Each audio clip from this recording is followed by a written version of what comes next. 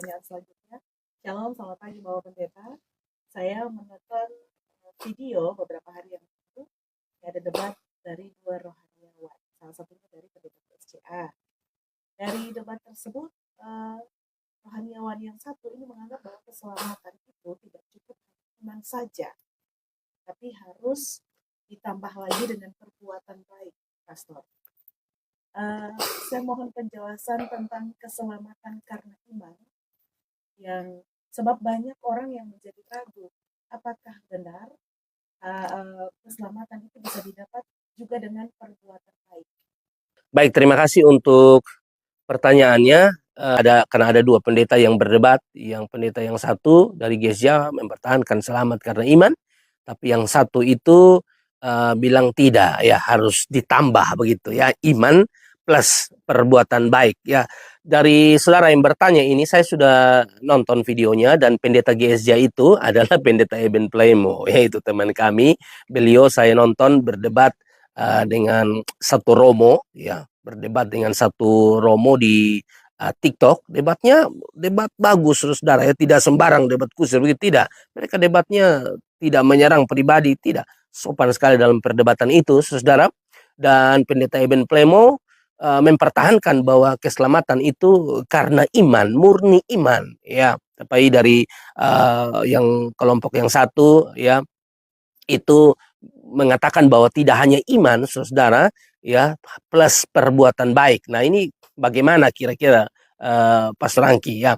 Tentu kita perlu kembali kepada Alkitab, back to the Bible. Jawabannya ada di situ, saudara, diberkati oleh Tuhan, bahwa keselamatan itu bagaimana? Apakah iman saja ataukah plus perbuatan baik? Kalau seturut Efesus, saudara ya, Efesus pasal yang kedua ayat 8 dan ayat yang ke-9, saudara, di situ kan dikatakan, saudara, bahwa sebab karena kasih karunia kamu diselamatkan oleh iman, ya.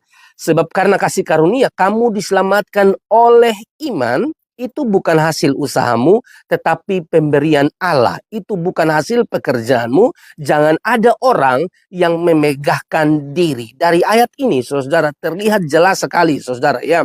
Bicara tentang keselamatan, ini hanya bicara tentang iman, saudara. Dan iman itu pun, iman yang dikaruniakan. Kita bisa percaya Yesus sungguh-sungguh, beriman kepada Dia sungguh-sungguh sehingga diselamatkan, itu pun dikaruniakan. Makanya Alkitab bilang, itu bukan hasil usahamu, tetapi pemberian Allah. Itu bukan hasil pekerjaanmu. Jangan ada orang yang memegahkan diri, saudara. Jadi keselamatan karena iman benar atau tidak? Ya, saya ada di situ. Ya, selamat hanya karena iman kepada Kristus, tidak ada perbuatan baik, sama sekali tidak ada. Kalau kita lihat dalam bagian yang lain, misalnya Roma pasal yang ke-10.